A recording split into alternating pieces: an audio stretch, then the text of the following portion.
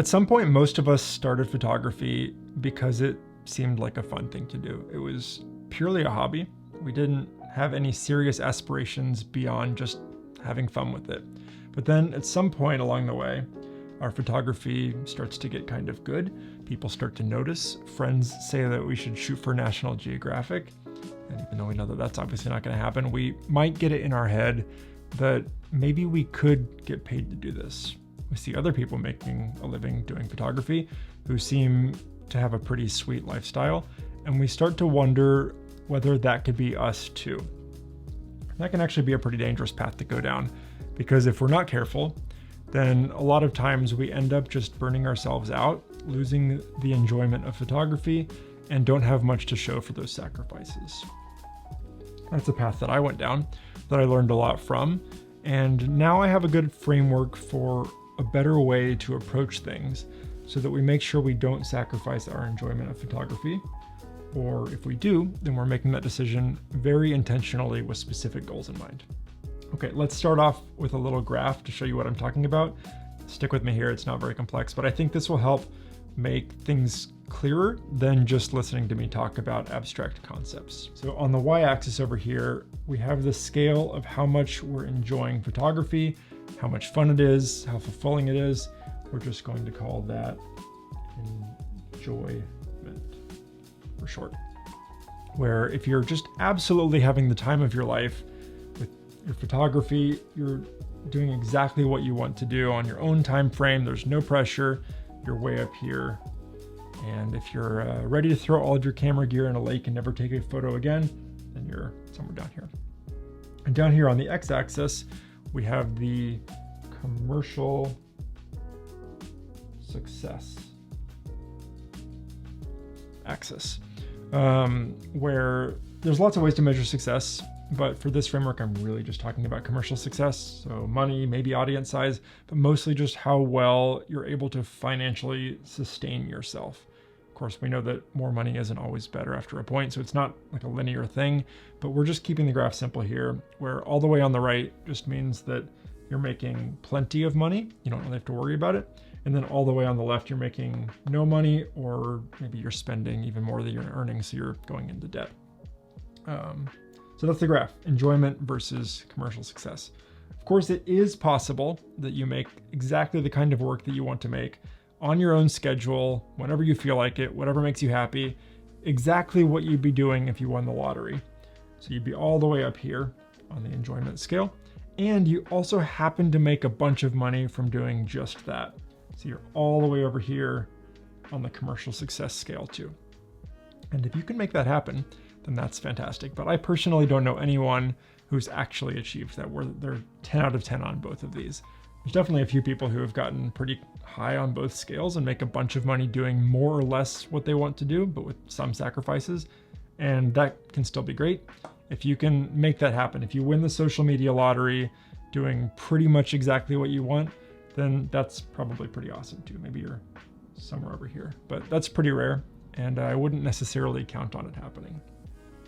But I think in reality, most cases are actually people who are successful, but they've had to turn their hobby into something that they don't enjoy nearly as much, maybe they're over here, in order for it to be a lucrative thing. And that might still be a good trade-off, but we want to make sure that we're intentional about it.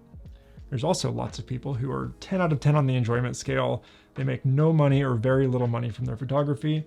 They're up here, and they just find other ways to sustain themselves financially, and that can be an amazing life as well. And it doesn't mean that you're any less of a photographer just because you don't make any money or all of your money from it. But because it's unlikely that we're going to jump all the way to this top right corner here, then I think that it's helpful to take a step back and ask ourselves an important question. If we had to choose between having fun with our photography, but not making any money from it, so up here, or making plenty of money from it, but not enjoying the process very much at all, maybe somewhere down here, which would we choose? Because it's surprisingly common to look up after taking photography seriously for 2 or 3 or 5 years and realize that it's actually none of those things. We're not having very much fun anymore, and we're not making very much money from it. Maybe we're down here in the danger zone. And that's not a great position to be in, or at least we don't want to stay down there for very long. Okay, let's use me as a specific example here to talk about that. I'll paint you a picture, but not literally this time. The year is 2016, maybe early 2017, somewhere in there, but I remember exactly where I was. I was sitting in a cubicle in an office park in the suburbs just south of Denver, and it was a slow day at work, and I was thinking about life and big picture stuff, and ended up coming up with this list of broad themes that made me feel happy and fulfilled. And I ended up creating this acronym that's actually been a pretty good rule of thumb for me for the last 7 or 8 years. And that acronym was CHORES.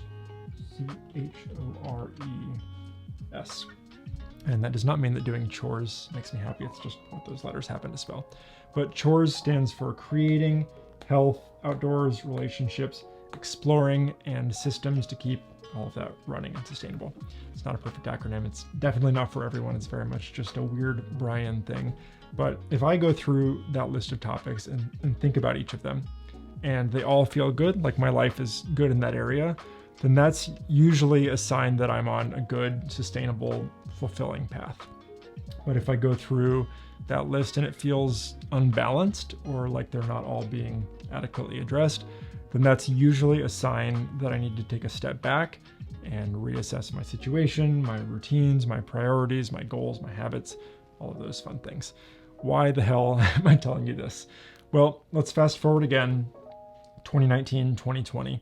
At this point, I've been going fully down the photography path for 3 or 4 years. I was also really into photography as a kid, but 3 or 4 years since I'd gotten back into it in my mid-20s. And it had kind of taken over my life at that point. I had a day job, different one at that point in time. It was even remote, even before COVID, and so I had some flexibility. But engines were just blazing, full speed ahead, all things photography, completely obsessed. And I had pretty much decided that I was going to go for it. I was going to try to become a professional landscape photographer or travel photographer or whatever. And you might remember, if you've been around long enough, that there was a period where I moved out of my apartment and lived full-time out of Airbnbs for 6 months. And I'm traveling full-time for photography while still working remotely. And then another period, another year, where I spent 3 months living out of my car on the road, again, still working part-time, or still working remotely, but part-time in that case. I was building my entire life around travel and photography. And I actually wasn't very happy. I mean, it wasn't that bad, but I'm definitely happier overall than I was then. I had gotten to the point where photography was feeling really stressful. It felt like there was a lot on the line. I cared a ton about the outcomes, how posts did on social media, whether my YouTube channel and Instagram account and email newsletter subscriber numbers were all growing. I was kind of flailing around trying to figure out how the hell to make money from this, doing the kind of photography that I wanted to do. I mean, all that I thought about was photography. And again, I wasn't that happy. On the graph, I'd gone from somewhere up here to maybe like somewhere down here, where still not making any real money from it, but also enjoying it less than I used to. And if we think back to that acronym, to this CHORES acronym, creating, health, outdoors, relationships, exploring, and systems to keep it all sustainable, that sort of lifestyle, living on the road full time, was good for the creating and the exploring buckets, but it was pretty terrible for some of the other ones. I was completely alone. I was eating fast food a lot and just generally not taking very good care of my health. It was generally pretty stressful because all of this work wasn't leading to a magically successful photography business, or at least not on a time scale that was sustainable. Basically, I had put all of my chips down on this sort of amorphous goal of being a professional traveling photographer, while still trying to do more or less the kind of work that I enjoyed without making too many sacrifices there, and then just crossing my fingers that if I somehow achieved that goal at whatever cost, then I would be happy and fulfilled. Now that I'm an old wise man a few years later, I know that for me, when I've actually been the happiest, Photography has been a big part of my life, but it hasn't been the only part of my life. It's been part of how I earn money, but it's not the only way that I make money. This chores framework for me is really useful, and it leads to me first designing a well-rounded life that's customized for me, that's taking lots of things that I value into account, and then seeing how photography best fits into that. Honestly, thinking it through and saying, okay, would doing photography full-time move me closer to or further away from this ideal lifestyle of mine? Would it make these categories that I value better or worse compared to some other alternative way to organize my life and my career? And I know plenty of people, quite a few people, who have thought this through, their own version of this, and decided that for them, for where they're at, for the career options that they have, for their ideal lifestyle, it makes the most sense for them to prioritize making money from photography.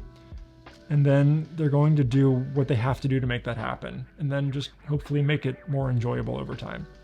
Maybe they have to shoot weddings or real estate or commercial advertising projects or something that they wouldn't do if they didn't have to make money from it.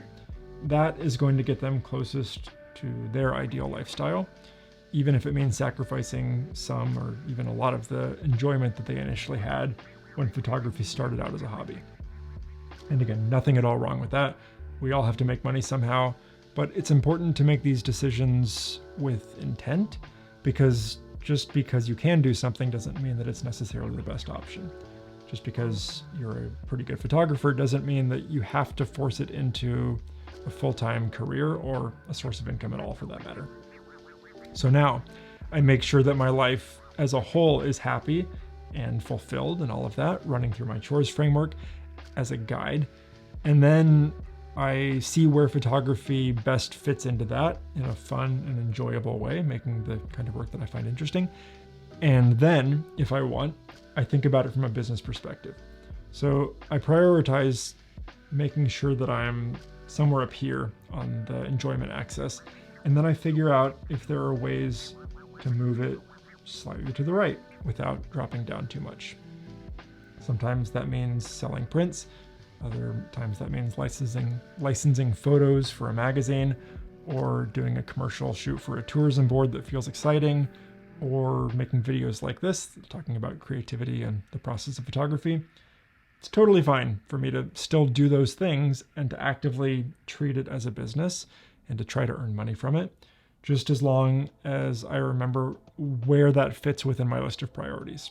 Enjoying the process and making work that I find interesting are the two most important goals for me and for my photography. Creating a business around that is also important, and in a lot of ways is still really enjoyable for me, but it is at that second level down on the priorities list now. So it's not all or nothing. It's not entirely enjoyment versus commercial success. For me, it's still somewhere in between, but I just know how to prioritize when push comes to shove after thinking about this pretty constantly for nearly a decade now. Okay, a couple notes. One other approach is to have one aspect of your photography that pays the bills and another that's purely for fun, the fulfilling side of it. Lots of commercial photographers do that with advertising work that earns them quite a lot of money in some cases, and separate personal work that is just for themselves, just for the enjoyment, just for the creativity. They essentially have a photography job and a separate photography hobby, and combined, then they're somewhere up towards the top right of the graph. So that might be a good option to consider as well. For me, for now at least, it makes sense to do some non-photography consulting work to pay the bills instead of shooting weddings or real estate or commercial photography or whatever. And then when I combine that with how I approach my photography, my life overall ends up in this top right corner where I find the process fulfilling and I make enough money to comfortably live on. And photography can add to that income as long as it happens in the right way, and that's fantastic too. So this kind of stuff is really important because the answers to these questions end up guiding pretty much everything else. If we're doing photography primarily for fun, for a creative outlet, just for the enjoyment of it, then that probably should mean different approaches to what gear we buy, how we use even whether we use social media, how we edit our photos, where we do our photography, how much money we spend on photography, so much stuff like that. So yeah, it's good to frequently take a step back and think through this big picture stuff and make sure that we're still on the right path for our own goals. But I hope that you find a way to end up somewhere in the top of that graph up there. The top right would be great. It's kind of like rainbows and unicorn land where you're making a bunch of money doing exactly what you want. But personally, if I had to choose between enjoying photography and making no money from it, or making money but not enjoying it very much, I know which one that I would choose now. Just make sure that if you find yourself down here in the bottom left in the danger zone, that you work hard to move either to the right, where it's not very much fun, but you're earning a bunch of money from it. At that point, it's a job, it pays the bills, totally fine. Everyone needs to earn money. Or you move up towards it just being a hobby. And that moving up is going to be easier in almost all cases, because for most of us, it started as a hobby anyway. And for a lot of us, there's usually easier ways to make money that still leave plenty of time for photography. But if it's fun, if we're somewhere up here on the top of the graph, you'll probably keep doing it for a long time. And if you keep doing it regularly, you'll eventually get pretty good. But beyond figuring out how to make a good image, which usually doesn't take that long, maybe a couple of years, you'll eventually start to develop your own style and start to make interesting work. And that's when interesting things start to happen, whether you're trying to make a living from it or not. I made a whole video about that topic right here, so feel free to watch that next. But having fun, sticking with it for years and decades, making creative and interesting work, that's a sustainable path and a good goal for a lot of us. Thanks for watching. I'll see you next time.